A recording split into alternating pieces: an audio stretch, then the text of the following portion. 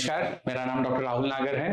मैं एक practising dermatologist हूँ और जैसा कि हम कॉमन ड्रग्स के बारे में बात कर रहे हैं आजकल, उसी सीरीज में आज मैं एक इम्पॉर्टेंट टॉपिक आपसे डिस्कस करना चाह रहा हूँ, टॉपिकल एंटीबायोटिक्स इन डर्मेटोलॉजी।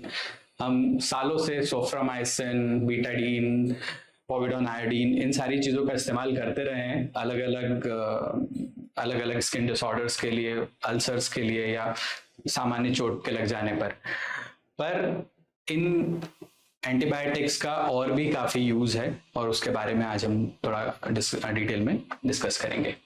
तो शुरू करते हैं यूजेस से। यूजेस में एक भ्रांति जो एंटीबायोटिक्स के साथ में है कि आपने क्लीन वुंड है, छोटे मोटे कट्स हैं, बर्न्स हैं, उन पे एंटीबायोटिक लगाने का काफी चलन है। और इम्पॉर्टेंट बात या इंटरेस्टिंग बात यह है कि इन कॉमन यूजेस में या इन कॉमन अल्सर्स में, कट्स में एंटीबायोटिक का कोई बड़ा रोल नहीं है, क्योंकि एंटीबायोटिक वुंड हीलिंग को नहीं बढ़ाता, वो वुंड हीलिंग को ट्रीट नहीं करता, उसके लिए उसमें कोई रोल नहीं है। ना ही छोटे जो सर्जिकल वुंड्स हैं, जो क्लीन वुंड्स होते हैं, जिन पे टाके लगे होते हैं या जो सर्जरी में बने होते हैं, उनमें भी वुंड हीलिंग में उसमें कोई अंतर देखा नहीं गया है। तो ऐसे केसेस में एंटीबायोटिक्स का इस्तेमाल करना कम करना चाहिए। ये क्यों कम करना, उसके बारे में हम आगे समझेंगे। तो जो जहां जहां इनका इस्तेमाल हो सकता है, पहला और सबसे कॉमन, सामान्य भाषा में अगर हम बोले तो फुंसी फोड़े जो हो जाते हैं, उनमें इनका इस्तेमाल होता है। Soft tissues infection, skin infection जो होते हैं, जहां पर मोस्टली ग्राम पॉजिटिव बैक्टीरिया देखने को मिलते हैं, वहां पर इनका यूज काफी कॉमनली किया जाता है और ये एक सबसे पहला इसका इस्तेमाल है जो किया गया। सेकंड हम देखें, एक्ने वल्गैरिस, रोजेसिया, हाइड्रेक्टिनिटिस सुपोर्टिवा, ये सारे स्किन के डिसऑर्डर्स हैं जिनमें हम अलग अलग तरह के एंटीबायोटिक्स का, टॉपिकल एंटीबायोटिक्स का इस्तेमाल करते हैं। यहाँ पे एक और बात जो इंपॉर्टेंट है समझने के लिए कि एंटीबायोटिक्स में सिर्फ एंटीबायोटिक का काम नहीं होता है, एंटीबायोटिक रोल नहीं होता है, साथ ही साथ उसमें एंटी इन्फ्लेमेटरी, एंटी फंगल, ये सारे रोल भी हो सकते हैं। जैसा कि हमने एंटी फंगल के केस में देखा था कि कुछ एंटी इन्फ्लेमेटरी है, एंटीबायोटिक है, वैसे ही यहाँ पर उसका रिवर्स भी देखने को मिलता है। तो जैसे एक्ने वल्गैरिस हो गया, एक्ने वल्गैरिस यानी सामान्य तौर पर जिन्हें पिंपल्स बोला जाता है, वो डिसऑर्डर की हम बात कर रहे हैं और मैं जानता हूं कि आप सभी लोगों ने देखे होंगे एक्ने वल्गैरिस के पेशेंट, उनमें एंटीबायोटिक्स का बहुत कॉमन इस्तेमाल होता है। रोजेसिया एक्ने वल्गैरिस से मिलता जुलता एक रोग है, अभी हम उसकी फोटोग्राफ भी देख लेते हैं थोड़ी देर में। हाइड्रेक्टिनिटिस सपोर्टिवा के बारे में मैं सोचता हूँ शायद आपने कम सुना होगा। इसको इनवर्स एक्ने कहते हैं। पिंपल्स जो है वो चेहरे पर होते हैं, हाइड्रेक्टिनिटिस अंडर आर्म्स में होता है, बटक्स पे हो सकता है, उन जगह पर पिंपल जैसे ही एक रोग ये दिखाई देता है जो काफी लंबे समय तक चल सकता है। तो उसमें भी एंटीबायोटिक का एक यूज होता है। तीसरा, ऐसे स्किन लीजन्स या ऐसे स्किन डिसऑर्डर्स जैसे एक्जिमा हुआ या एटॉपिक डर्मेटाइटिस हुआ, इनमें चूंकि चमड़ी उखड़ चुकी हुई रहती है, उस पर धूल मिट्टी सब लगता है, एनवायरनमेंट से उसका कांटेक्ट होता है, तो इन इन्फेक्शंस में या इन एक्जिमा वाले लीजन्स में इन्फेक्शंस हो जाते हैं, हम सुपर इन्फेक्टेड लीजन्स कहेंगे, वहां पर भी इसका इस्तेमाल होता है। फिर कई सारे ऐसे डिसऑर्डर्स है जिसमें छाले बनते हैं, घाव बन सकते हैं चमड़ियों में, उनमें प्रिवेंशन के लिए कि इन्फेक्शन ना हो जाए, बिकॉज इम्यूनिटी भी स्किन के कई सारे डिसऑर्डर्स में कम रहती है, तो ऐसे में कोई इन्फेक्शन ना हो जाए, वहां पर भी टॉपिकल एंटीबायोटिक का यूज हो सकता है। टॉपिकल एंटीबायोटिक में अब चलन ये है कि कम से कम इस्तेमाल करा जाए, ये ज्यादा एक चलन है, क्योंकि एंटीबायोटिक रेजिस्टेंस बहुत हो गया है। हम उतनी तेजी से एंटीबायोटिक्स नए नहीं ढूंढ पा रहे हैं जितनी तेजी से इनका रेजिस्टेंस बनते जा रहा है। तो थोड़ा डिटेल में समझते हैं कहाँ पर कौन सी चीजें इस्तेमाल हो सकती है। तो एक कॉमन टेबल इसको याद करने की कोशिश रखें कि इन्फेक्शंस जहां हम बात कर रहे हैं सॉफ्ट टिश्यू इन्फेक्शंस के बारे में, वहां पर ये एंटीबायोटिक्स हम इस्तेमाल कर सकते हैं। मोस्टली जो कॉमन इन्फेक्शंस स्किन में देखने को मिलते हैं वो ग्राम पॉजिटिव है, हमने एंटीबायोटिक्स के बारे में पहले भी पढ़ा है, और वहां पे हमने ओरल और इंजेक्टेबल एंटीबायोटिक, सिस्टमिक एंटीबायोटिक्स के बारे में मोटा मोटा इनका भी रोल उसी तरह से होता है।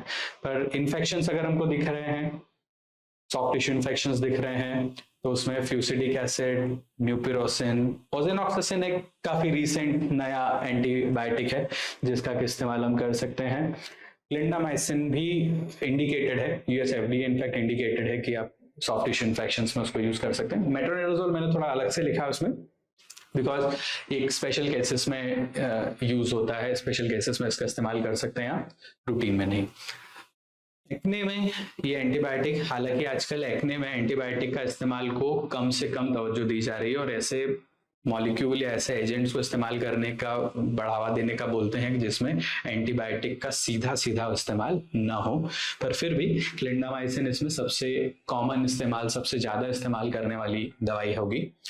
उसके बाद नेडिफ्लॉक्सासिन, मिनोसाइक्लिन अब करीब पिछले 1 साल से टॉपिकल फॉर्म में अवेलेबल है। डेप्सोन और ओजेनॉक्सिसिन ये भी एक्ने में या पिंपल्स में अब इस्तेमाल होने लगी हैं। अभी हम इनके डिटेल्स में नहीं जाएंगे क्योंकि एक्ने अपने आप में एक टॉपिक है, और जब हम एक्ने के बारे में समझेंगे या पढ़ेंगे उस समय इनके डिटेल्स और समझते जाएंगे। रोजेसिया में मिनोसाइक्लिन और मेट्रोनिडाजोल इंडिकेटेड है, उनका इस्तेमाल होता है और उन्हें काफी लंबे समय तक कंटिन्यू किया जाता है। हाइड्रेटाइटिस सुपोर्टिवा में जैसा हम देख रहे हैं, क्लिंडामाइसिन ही एकमात्र इंडिकेटेड दवाई है, बाकी का इस्तेमाल इसमें करने में उतना इफेक्ट नहीं आता है और उसका रोल नहीं है।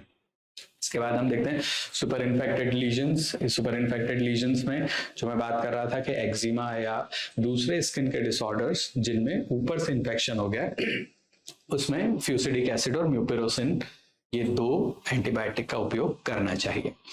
तो ये मोटा मोटा यूजेस के हिसाब से कैसा एंटीबायोटिक का इस्तेमाल है वो यहाँ पर हम देख लेते हैं। ये एक फोटोग्राफ में आपसे डिस्कस करना चाहूंगा कि कहाँ पर वाकई में हम एंटीबायोटिक्स को कैसे इस्तेमाल करेंगे, कैसे पहचानेंगे कि एंटीबायोटिक के लायक ये रोग है या नहीं है। तो ये वाला जो इन्फेक्शन हम देख रहे हैं इसे हम कहेंगे इम्पेटाइगो कंटाजियोसा। सीधे तौर पे देखें तो ग्राम पॉजिटिव स्ट्रेप्टोकोकल इन्फेक्शन के कारण होता है। उसको पहचानने का एक खास जो लक्षण है वो ये कि यहाँ पर अगर आप ध्यान से देखें तो ये हनी कलर्ड क्रस्ट है, शहद के जैसे रंग के दिखने वाले, ये इंडिकेट करता है कि इन्फेक्शन है वहां पर। यहाँ तक कि सुपरएडेड इन्फेक्शन, यहाँ पर एक फोटोग्राफ हम और देख लेते हैं, ये वो सुपर इन्फेक्टेड एक्जिमा, और यहाँ पर भी अगर आप देखेंगे तो हनी कलर्ड क्रस्ट इसमें दिख रहे हैं, और ये इंगित करता है कि यहाँ पर इन्फेक्शन हुआ है, संभवतः ग्राम पॉजिटिव स्ट्रेप्टोकोकल इन्फेक्शन या स्ट्रेप्टोकोकल इन्फेक्शन ये है। इम्पेटाइगो के ही दूसरे और जो रूप है जहां पर टॉपिकल एंटीबायोटिक का यूज है, एक ये है। आप देखेंगे खासतौर पे नाक के आसपास ज्यादा होता है, इसके बारे में और भी डिटेल याद रखते हैं, अभी आगे इसके बारे में और बात करेंगे हम लोग। तो नाक से इन्फेक्शन यहाँ आता है सामान्यतः, और उस कारण से ये यहाँ पर। इसी का एक तीसरा रूप है, आप याद करें फंगल इन्फेक्शन के समय हमने पढ़ा था कि रिंग जैसे बन जाते हैं, उसमें हमने ये भी समझा था कि स्केलिंग होती है और सेंट्रल क्लियरिंग होती जाती है, बीच की स्किन क्लियर होती जाती है। अब यहाँ पर हम दूसरा पार्ट देखेंगे, ये वाला जो हिस्सा है इसमें भी एन्युलर या छल्ले जैसे लीजन्स दिख रहे हैं, लेकिन इसमें स्केलिंग नहीं है। दूसरा, इसमें पेन हो सकता है, खुजली नहीं होती है। तीसरा, इसमें सेंट्रल क्लियरिंग नहीं मिल रही है, और इसमें स्केलिंग नहीं हो रही है, इसमें क्रस्टिंग हो रही है। स्केल और क्रस्ट में अंतर ये कि अगर आप पपड़ी को हटा के देखते हो, नीचे का स्किन गीला है तो वो क्रस्ट माना जाता है, अगर उसमें गीला नहीं है, सूखा है, साफ है, तो उसे स्केल माना जाता है। ये एक सामान्य तरीका है इन दोनों को अलग अलग देखने का। ये जो लीजन है इसको हम बाल तोड़ के नाम से जानते हैं। छोटा बाल तोड़ है, 1-2 जगह हो रहा है, तो ऐसे में टॉपिकल एंटीबायोटिक का ही इस्तेमाल करके आप सिस्टमिक एंटीबायोटिक देने से बच सकते हैं। ये एक और हम यहाँ पर समझेंगे, जो रोजेसिया की मैं बात कर रहा था, ये रोजेसिया के लीजन्स हैं, और पिंपल से इसको अलग देख पाना कई बार मुश्किल होता है। हालांकि पिंपल ज्यादा कॉमन डिसीज है, रोजेसिया कम कॉमन डिसीज है। रोजेसिया में हम ये देखने को मिलेगा कि आप जब धूप में जाते हैं तो बढ़ जाता है, गर्म खाने के बाद में उसमें लालपन ज्यादा आ जाता है, और कॉमेडॉन्स यानी जिन्हें हम ब्लैक हेड व्हाइट हेड बोलते हैं वो पिंपल में मिलते हैं और इसमें नहीं मिलते हैं। तो ऐसे आप दोनों में अंतर कर सकते हैं। हालांकि दोनों का ट्रीटमेंट में मोटा मोटा क्लिंडामाइसिन को हम दे सकते हैं, तो दोनों में ही काम करती है। मेट्रोनिडाजोल एक्ने में कोई रोल नहीं है उसका, लेकिन रोजेसिया में है। रोजेसिया के बाद में जो हम देख रहे हैं ये अंडर आर्म या बगल का फोटोग्राफ है। इसमें पिंपल जैसे कुछ आकार के लीजन्स बने हुए हैं, साथ ही साथ आप देखेंगे वहां पर जब वो हील हो रहे हैं, जब वो ठीक हो रहे हैं, तो स्कार्स या खड्डे छोड़ के जा रहे हैं। ये हाइड्रेटाइटिस सपोर्टिवा है। तो इन्हें भी पहचानना जरूरी है कि किन जगहों पर आप टॉपिकल एंटीबायोटिक का इस्तेमाल करेंगे। अगर ये रोग ज्यादा जगह में फैला हुआ है, ज्यादा चमड़ी का हिस्सा उसने लिया हुआ है, तो फिर आप टॉपिकल एंटीबायोटिक उतना कारगर नहीं है, फिर आपको ओरल या सिस्टमिक एंटीबायोटिक्स का इस्तेमाल करना पड़ेगा। पर मोटे तौर पर ये 4-5-6 जो इंडिकेशन है यहाँ पर आप इनका इस्तेमाल कर सकते हो। स्किन प्रिपरेशन के बारे में एक बार फिर से समझते हैं। इसको हमने जब स्टीरॉइड पढ़ा था तब बात की थी कि जब हम स्किन, जैसे कोई एक एंटीबायोटिक है, से फ्यूसिडिक एसिड है या म्यूपिरोसिन है, तो वो आपको अलग अलग प्रकार के उनके प्रिपरेशंस मिलते हैं। कोई जेल हो सकता है, कोई ऑइंटमेंट हो सकता है, क्रीम्स हो सकते हैं। अब इनके अपने अपने उपयोग हैं। क्रीम ज्यादातर लोग पसंद करते हैं क्योंकि क्रीम के साथ फायदा है कि वो अंदर रंज जाती है, अंदर चली जाती है, इसे उसको वैनिशिंग क्रीम भी बोलते हैं। क्रीम बनता है जब आप पानी में तेल को घोलते हैं। कोई भी क्रीम, सॉल्यूशन, ऑइंटमेंट जो भी रहता है, दो अलग अलग चीजों को मिला के मोटे तौर पर बनाया जाता है। एक तेल से बनी हुई हो सकती है, एक पानी से बनी हुई हो सकती है, तो इनको अलग अलग प्रिपरेशंस में। तो क्रीम मोटा मोटा ये रहता है कि जिसमें आपने लगाया और वो अंदर रंज गया, फील करने में अच्छा होता है और उसको लगाना आसान होता है, इसलिए ज्यादातर जो भी एंटीबायोटिक प्रिपरेशन है वो आपको क्रीम में मिलेंगी। दूसरा ऑइंटमेंट होता है, ये थोड़ा स्टिकी होता है बिकॉज इसमें तेल की मात्रा ज्यादा होती है। इसको छोटे एरिया में लगा सकते हैं। फायदा ये होता है कि लगा रहता है, चिपका रहता है स्किन के साथ, निकलता नहीं है। दूसरा फायदा होता है कि इनमें कोई भी प्रिजर्वेटिव का इस्तेमाल नहीं होता है। तो कोई छोटे बच्चे हैं जिनका स्किन ऑलरेडी, जिनको एटॉपिक डर्मेटाइटिस जैसा कुछ है, इन्फेक्शन, जिनका स्किन थोड़ा सेंसिटिव ज्यादा है, तो ऐसे जगहों पे ऐसे बच्चों को ऑइंटमेंट का इस्तेमाल करना प्रेफर किया जाता है। जेल हम देखते हैं, बालों में जेल लगाया जाता है। जेल में पानी की मात्रा ज्यादा होती है और उसको बाल वाले एरियाज में लगाने के लिए इस्तेमाल किया जाता है। कई बार ऐसी जगह पे जहां पर ऑयल ज्यादा आ रहा है, जैसे एक्ने में ये होता है कि ऑयल ज्यादा होता है स्किन में, तो ऐसी स्किन में, ऑयली स्किन में भी जेल का इस्तेमाल किया जाना ज्यादा सहूलियत वाला होता है। लोशन हम सभी जानते हैं पानी के जैसा होता है, तो लिक्विड फॉर्म में ज्यादा होता है, तो इसको ज्यादा बड़े एरियाज में लगाने में इस्तेमाल किया जाता है। पेस्ट को आप टूथपेस्ट से समझ सकते हैं कि जहां पाउडर को पानी के अंदर घोल के कोई प्रिपरेशन बनाई हुई है। पेस्ट का इस्तेमाल वहां किया जाता है जहां पर एक्जिमा में बहुत ज्यादा ऊजिंग हो रही है। एक्जिमा का मतलब ये कि पानी चमड़ी से पानी छूटता है, ऊज आउट होता है, तो ऐसी जगहों पर पेस्ट का इस्तेमाल होता है। सस्पेंशन, पाउडर को ही घोला है पर पानी की मात्रा बढ़ा दी है। तो सस्पेंशन उस तरह की दवाइयां होती है जिनको आपको शेक वेल बिफोर यूज जैसा जिन पे लिखा रहता है कि जिनको आपको बहुत ज्यादा शेक करके और पीना होता है, और अगर आप उसे छोड़ देंगे ऐसे ही रखने के लिए तो वो सारा जो पाउडर है वो सस्पेंड होकर और जम जाएगा।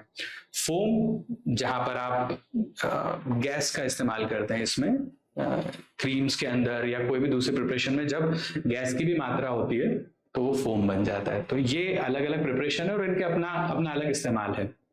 फोम भी जैसे बालों के लिए इस्तेमाल होता है या ज्यादा ज्यादा एरिया पे आपको फैलाना हो तो उसमें इस्तेमाल हो सकता है। हालांकि फोम के प्रिपरेशंस इंडिया में कम मिलते हैं क्योंकि गर्मी के कारण हमारे यहाँ फोम उतना स्टेबलाइज नहीं हो पाता। तो मोस्टली आप देखेंगे क्रीम, ऑइंटमेंट और जेल और कुछ हद तक लोशन से 4 प्रिपरेशन कॉमन है। और आप याद रखें, क्रीम कहीं भी इस्तेमाल हो सकती है, ऑइंटमेंट में जहां आपको स्टिकीनेस चाहिए, जहां आपको प्रिजर्वेटिव का इस्तेमाल नहीं करना है और जहां थोड़ी सी ताकत भी बढ़ जाती है। ऑइंटमेंट में सेम दवाई 2% क्रीम में है, 2% ऑइंटमेंट में है, तो ऑइंटमेंट की ताकत थोड़ी ज्यादा होगी। जेल या तो फेस पे पिंपल के लिए इस्तेमाल होगा या बाल वाले एरिया में होगा। लोशन जहां बहुत बड़े एरिया में आपको स्प्रेड करना है, फैलाना है अपनी दवाई को, वहां आप इसका इस्तेमाल करेंगे। अब एक एक एंटीबायोटिक्स को हम थोड़ा समझ लेते हैं। उनका सबसे पुरानी एंटीबायोटिक्स, टॉपिकल एंटीबायोटिक में फ्यूसिडिक एसिड होता है। अच्छा, एक और चीज और समझते हैं कि इनमें मैं सेपरेट इनका मैकेनिज्म ऑफ एक्शन नहीं समझाऊंगा। आपने जब सिस्टमिक एंटीबायोटिक्स पढ़ी होंगी तो आपने देखा होगा कि बहुत सारी एंटीबायोटिक्स सेल वॉल पे, बैक्टीरियल सेल वॉल पे अटैक करती हैं। टॉपिकल एंटीबायोटिक्स में मोस्टली वो प्रोटीन सिंथेसिस को रोकेंगे या डीएनए पे अटैक करेंगे। 2 मेजर इनका मैकेनिज्म ऑफ एक्शन होता है।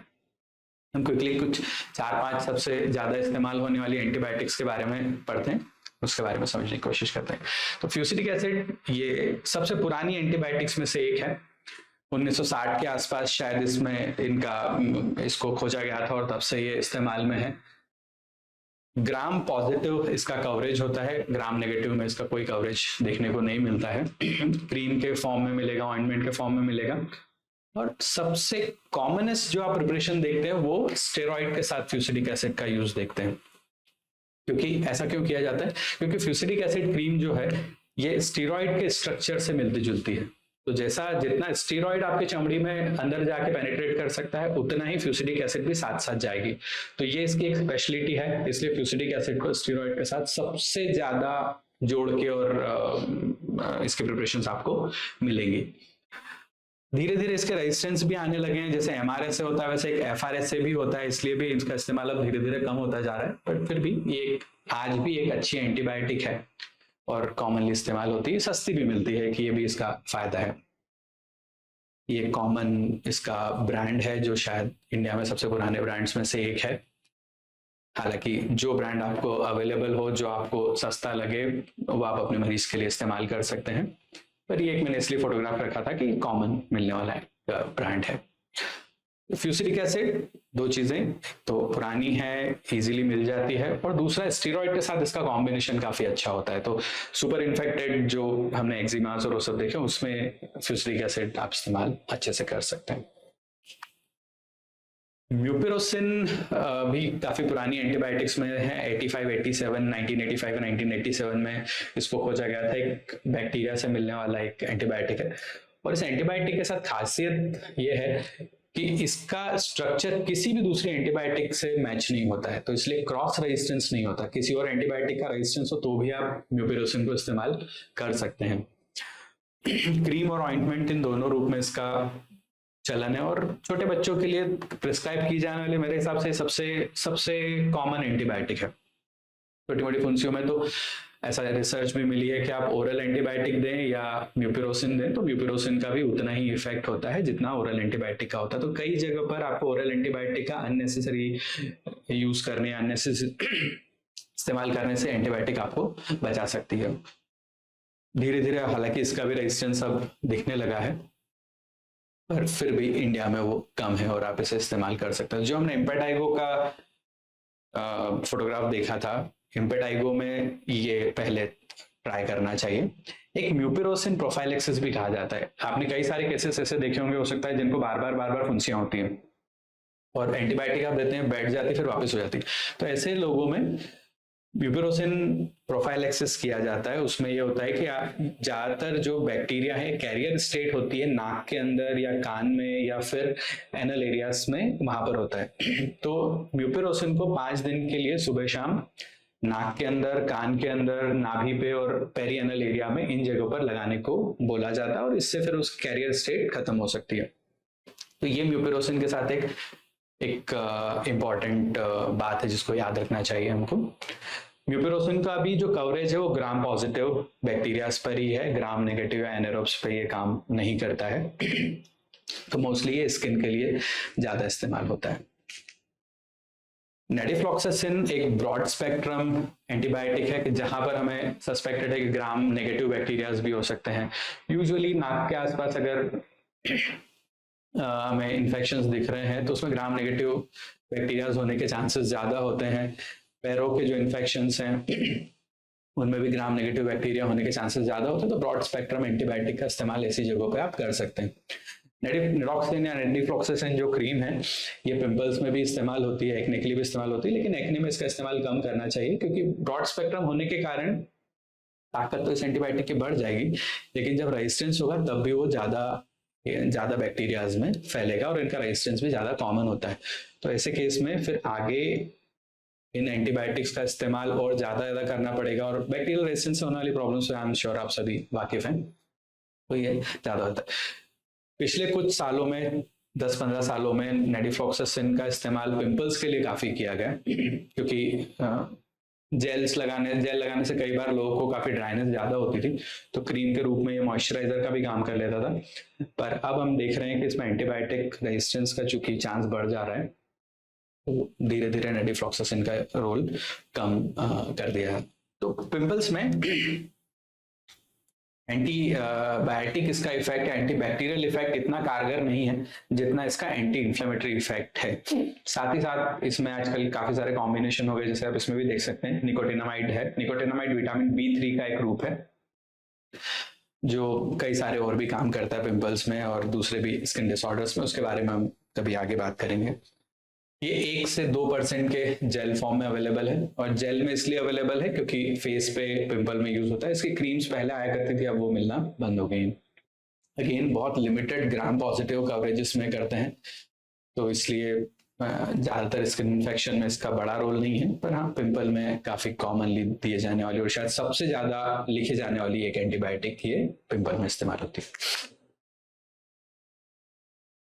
कई बार आप ये देखते हैं कि जो घाव बन गए हैं उनमें से बदबू आ रही है, कुछ अलग तरह की बदबू आती है, तो हम सस्पेक्ट करते हैं कि ऐसे लीजन्स में एनोरोबिक बैक्टीरिया पनप गए होंगे, और पस के काफी दिनों तक जहां पर पस है वहां पर भी अंदर एनोरोबिक बैक्टीरिया का पनपना एक कॉमन बात है। तो ऐसी जगहों पे जहां पर हमें बहुत ही पुट्रिड स्मेल वाला है, काफी बदबू वाला वुंड दिख रहा है, उसमें आप एक ऐसा एंटीबायोटिक चाहते हैं जो एनोर्बिक कवरेज देता है। मेट्रोनिडाजोल उसमें से एक मेडिसिन है और इसका जेल फॉर्म अवेलेबल है।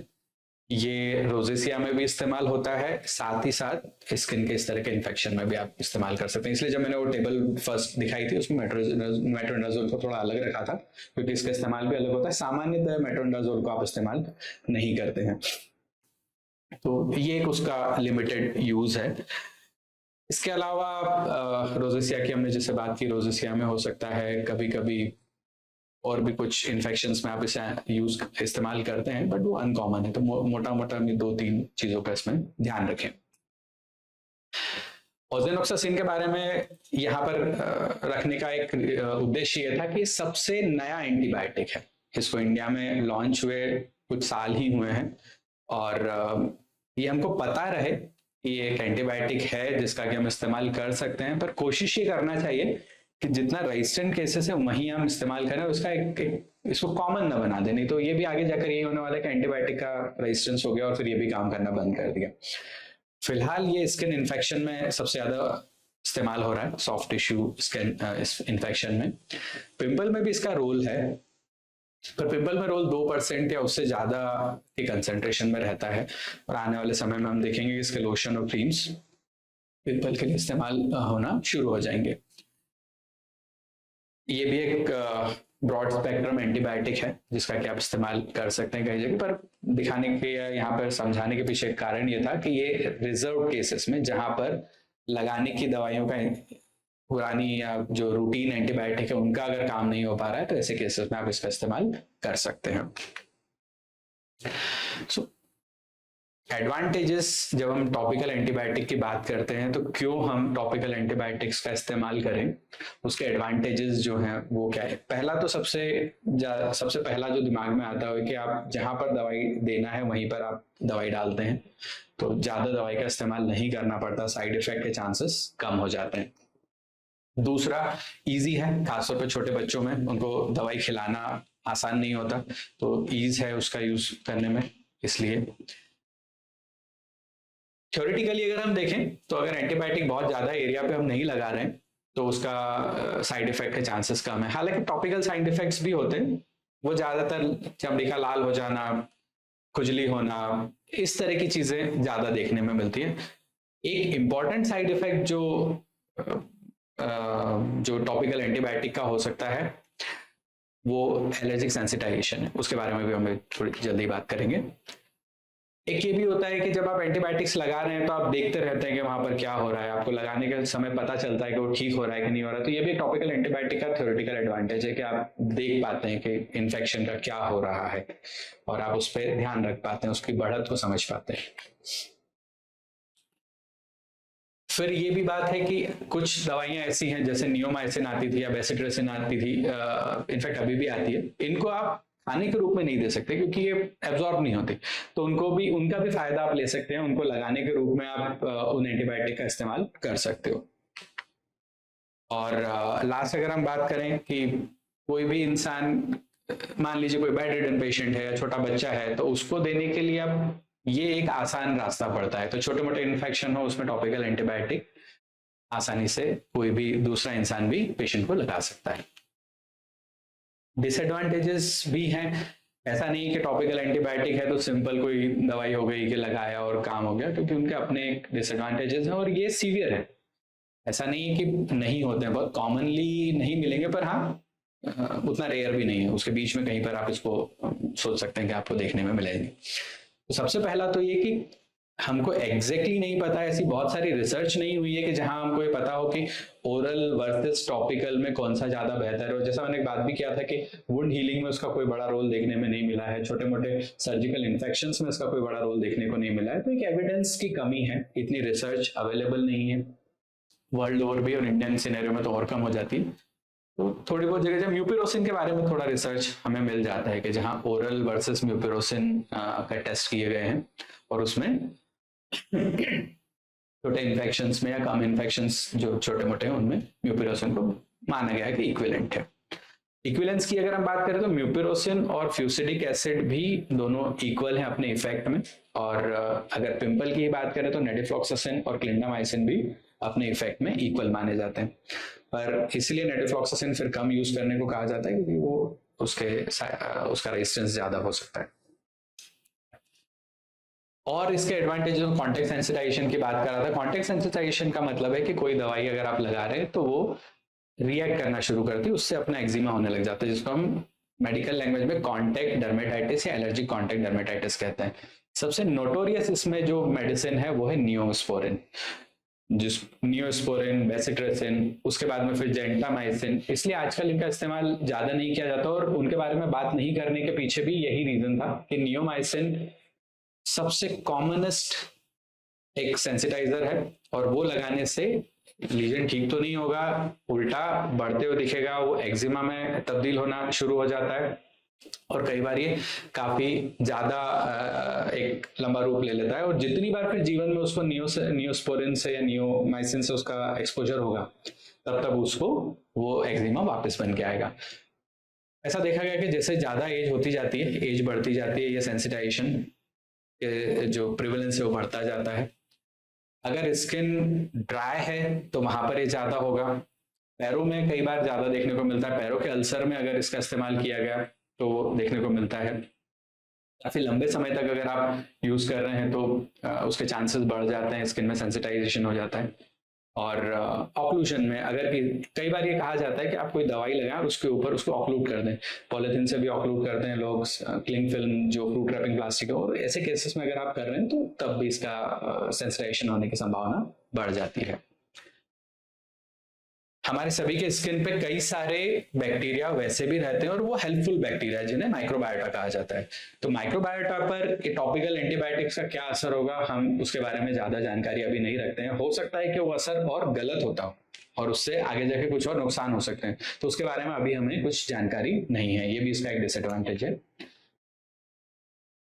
ये हम बात कर चुके हैं और पहले ही रेजिस्टेंस की जो मैं बात कर रहा था, तो रेजिस्टेंस एक बड़ा मुद्दा है, बड़ा मसला है, क्योंकि एंटीबायोटिक्स का काउंट जो है, नंबर ऑफ एंटीबायोटिक्स हमारे पास कम है। भी देखा गया कि जितना ज्यादा लंबे समय तक आप एंटीबायोटिक इस्तेमाल करते हैं उतना उसका रेजिस्टेंस होने की संभावना बढ़ जाता है। जैसे म्यूपिरोसिन को अगर आप 10 दिन से ज्यादा इस्तेमाल करते हैं तो एंटीबायोटिक रेजिस्टेंस होने के चांस बढ़ जाते हैं। तो कम दिनों में कोशिश करी जाए कि 7-8 दिनों में उसको बंद कर दिया जाए। और जैसा हम बात करें कि अगर बहुत ज्यादा बड़े एरिया में अगर इन्फेक्शन है तो भले ही हम लोशन का इस्तेमाल कर लें, भले जेल का इस्तेमाल कर लें, लेकिन फिर भी वो लगाना इतना आसान नहीं होता है। कई बार ये होता है कि पूरी पीठ पर ही पिंपल्स होते हैं, तो ऐसे में फिर पूरे एरिया में आपको एंटीबायोटिक लगाना थोड़ा मुश्किल हो जाता है। जांघों में या बगल में आप लगाना चाहते हैं तो वहां पर इसका इस्तेमाल थोड़ा सा मुश्किल हो जाता है। तो ये भी एक इसका डिसएडवांटेज है। ऐसे केसेस में खाने की दवाई देना अच्छा रहेगा।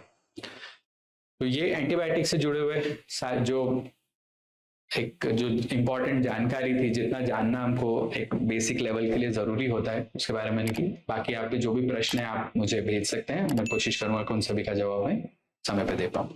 Thank you.